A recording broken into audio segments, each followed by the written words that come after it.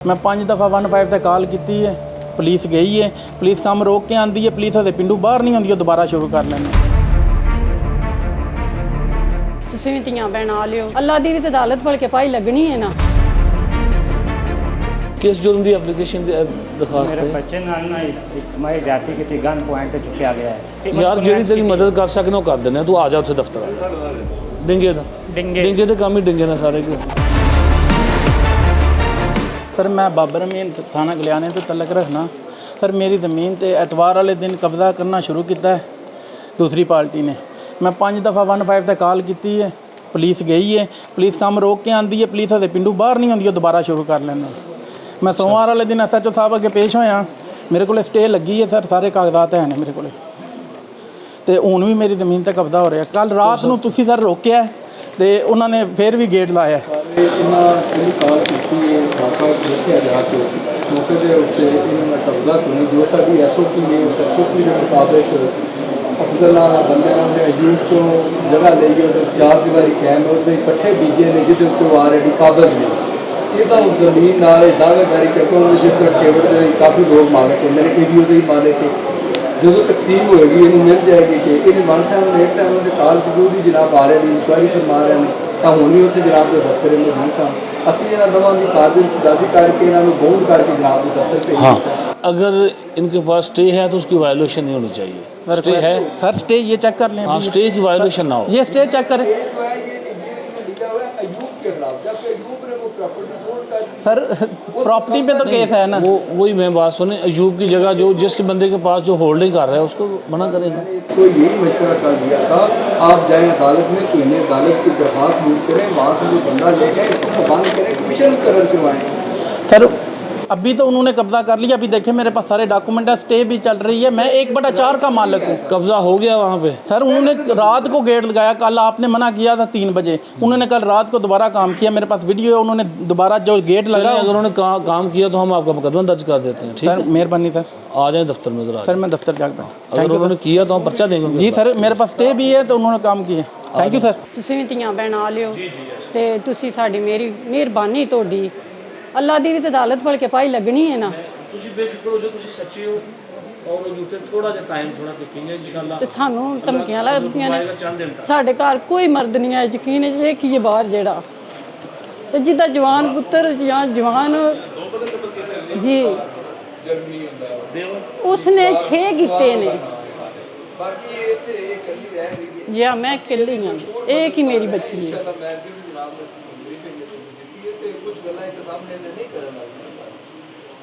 ਅਸੀਂ ਲੱਗੇ ਹੋਏ ਹਾਂ ਉਸੇ ਕੰਮ 'ਚ ਇਨਸ਼ਾਅੱਲਾ ਚੰਦ ਦਿਨ ਤੱਕ। ਸਾਡੇ ਵੀ ਮੇਰਾ ਵੀਰ ਤੁਹਾਡੇ ਧਾੜੀ ਦੌੜੇ ਨਾ, ਬਸ ਦੁਆ ਕਰ ਦੇਣਾ ਜੀ ਅੱਲਾ ਦੀ ਜ਼ਾਤ ਤੁਹਾਡੇ ਤੇ ਕਰਮ ਕਰੇ ਤੇ ਤੁਹਾਡੇ ਪਿੱਛੇ ਸਾਡੇ ਤੇ ਵੀ ਕਰੇ ਕਰਮ। ਤੁਸੀਂ ਰਾਜ਼ੀ ਹੋ ਜਾਓਗੇ ਅੱਲਾਹ ਦਾ ਬੜਾ ਮਿਹਰਬਾਨੀ।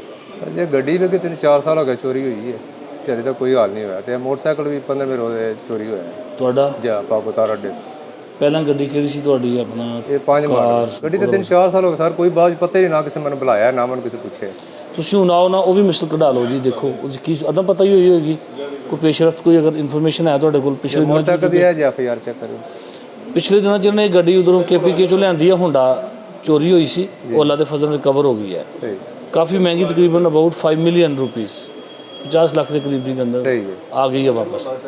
ਤੇ ਤੁਸੀਂ ਹੁਣ ਥਾਣੇ ਸਦਰ ਆਓ, ਅਗਰ ਤੁਹਾਨੂੰ ਉੱਥੇ ਤੁਹਾਡੀ ਗੱਲ ਨਾ ਸੁਣੀ ਤਾਂ ਨਾਲ ਹੀ ਮੇਰਾ ਦਫ਼ਤਰ ਹੈ। ये 2023 मॉडल जी सेल्फ स्टार्ट जी। ਤੁਸੀਂ ਥਾਣੇ ਗਲਿਆਣੇ चले जाओ, गलियाने तो FIR बाद ये कापी तो कहते मुझे आ जाना जिससे कहते ਉੱਥੇ ਆ ਜਾਓ, ਗੈਂਗ ਪਕੜਿਆ ठीक और गलियाने तो बाद ਤੁਸੀਂ सदर आ जाना, चोर साहब मिलेंगे, अगर ये ना मिले तो मेरे दफ्तर आ जाना, नाल ही DSP। ठीक सर मेरा एक मकान मालिक है तो इसके कोल मैं 1 साल रहा सा, मेरा एडवांस किराया जिहड़ा वापस नहीं कर रहा। ਕਿਹੜਾ ਥਾਣਾ ਕਿਹੜਾ ਤੁਹਾਡਾ? खारियां चोर साहब ਇਹਨਾਂ ਨੂੰ ਲਿਆ ਦਿਓ। सर मेरा मकान मालिक है, मैं उसका मकान खाली किया, मेरा एडवांस किराया वापस नहीं कर रहा। ਤੁਸੀਂ ਥਾਣੇ ਸਦਰ ਆ ਜਾਣਾ, ਇਨਸ਼ਾਅੱਲਾ ਤੁਹਾਡਾ ਕੰਮ ਹੋਏਗਾ। मेहरबानी सर। ਕਿਸ ਜੁਰਮ ਦੀ ਐਪਲੀਕੇਸ਼ਨ ਦਰਖਾਸਤ मेरे ਹੈ? बच्चे नाल ना मैं जाती की गन पॉइंट ते चुक्या गया है सब्ज़ मंडी की बैच है, तो अफ्तारी तो बाद यानी कि 7:30 बजे जिसले FIR ਕੀ ਦਿੱਤੀ ਹੈ ਦੱਸੋ ਨਾ।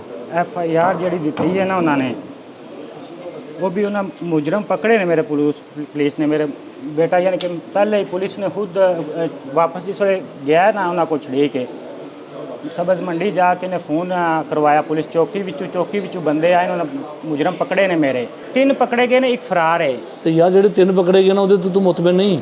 मुतमिन है मैं 3 पकड़े ਤੂੰ ने, ਇੱਕ ਗੱਲ ਸੁਣਨਾ, ਉਹਦੇ ਤੇ ਅੱਲਾ ਦਾ ਸ਼ੁਕਰ ਅਦਾ ਕਰ ਪਕੜੇ ਗਏ ਨਾ, ਉਹਨੂੰ ਅਸੀਂ ਗੁਨਾਹਗਾਰ ਕਰਨੇ ਆ, ਜਿਹੜਾ ਰਹਿ ਗਿਆ ਉਹਨੂੰ ਵੀ ਪਕੜ ਲੈਂਦੇ ਆ। जा लेकिन जिस तरह बकू होया उस तरह मेरी FIR नहीं। ਯਾਰ ਜਿਹੜੀ ਤੇਰੀ ਮਦਦ ਕਰ ਸਕਨੇ ਉਹ ਕਰ ਦਿੰਦੇ ਆ, ਤੂੰ ਆ ਜਾ ਉੱਥੇ ਦਫ਼ਤਰ ਡਿੰਗੇ ਦਾ ਡਿੰਗੇ ਦੇ ਕੰਮ ਹੀ ਡਿੰਗੇ ਨੇ ਸਾਰੇ। जी अस्सलाम वालेकुम नाज़रीन, इस वक्त हमारे साथ DSP सर्कल खारियाँ शाहिद महमूद साहब मौजूद हैं। आज मौज़ा धुनी में ड्रीमलैंड मैरिज हॉल पर खुली कचहरी थी। यहाँ पर दर्जनों की तादाद में साइलिन हाज़िर हुए और उन्होंने अपने अपने मसाइल पेश किए।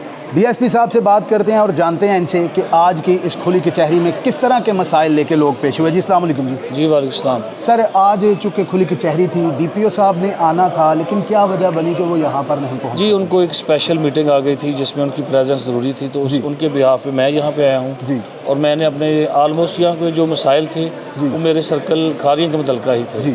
थाने सदर और थाना डिंगा के मुतलका थे जी।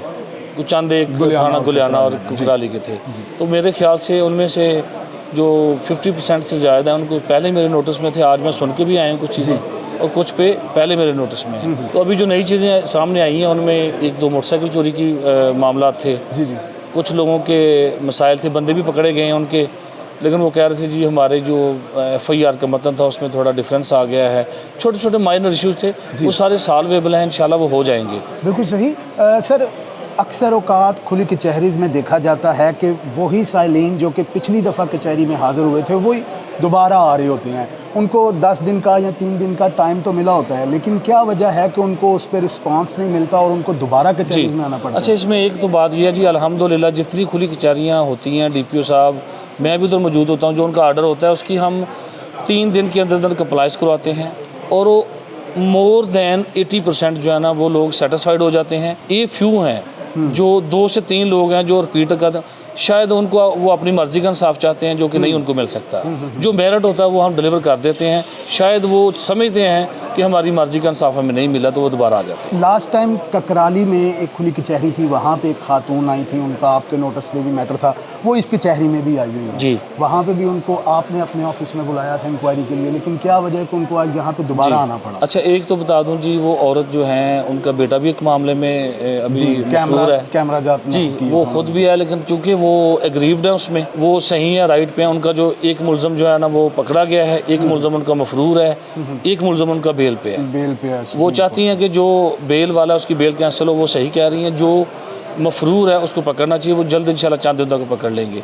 बाकी उस खुली कचहरी में एक आपने देखा होगा कि कुकराली वाली में DPO साहब के पास चंद खवातीन आई थी, पेश हुई थी। जी जी जी। और वो सारी झूठा था, उन्होंने पहले से एक मकान में कब्जा किया हुआ है और उसी मकान के अंदर ही वो अपना 452 दूसरे फ्रीक पे लगवाना चाहती थी अपने कज़न के साथ। तो सोसाइटी में ये काम भी चलता है। बिल्कुल सही। उस वक्त फौरी तौर पे हमने मुकदमा भी दर्ज कर दिया।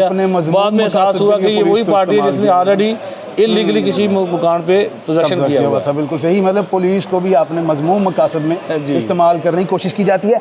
अमूमन देखने में यही आ रहा है कि पुलिस रिफॉर्म्स में बहुत अच्छी तब्दीलियाँ आ रही हैं, रवैयों में बहुत अच्छी तब्दीलियाँ आ रही हैं, FIR का इंदराज आसान होता जा रहा है, आने वाले साइलिन को इज़्ज़त मिलती है। खुली कचहरीज़ में भी इसी तरह से लोग आके बेधड़क अपने मसाइल पेश कर रहे हैं और लोगों के मसाइल हल होते नज़र आते हैं, जिसका सबूत लोगों का खुली कचहरी में आना है।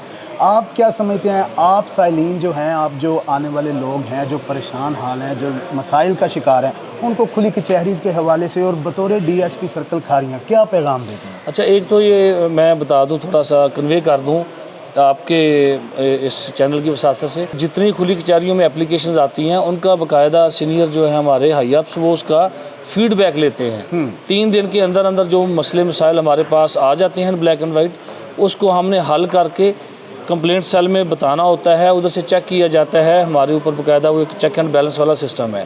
ये नहीं है कि एप्लीकेशन आई मार्क कर दी, उसका एक प्रोसीजर है, उसको सुना जाता है, उसका मसला हल किया जाता है और फिर उसको फीडबैक बाकायदा दिया जाता है और नोट किया जाता है। उसकी सर्विलेंस होती है, उसकी मार्किंग होती है। दूसरी ये जो बात आप कर रहे हैं कि साइलिन का इधर खुली कचहरी में आना, और एक हाँ ये बड़ी अच्छी चीज़ है मेरे लिए तो कम से कम, चूँकि मैं सर्कल ऑफिसर हूँ, बहुत सारी चीज़ें हैं जो मेरे नोटिस में नहीं आती।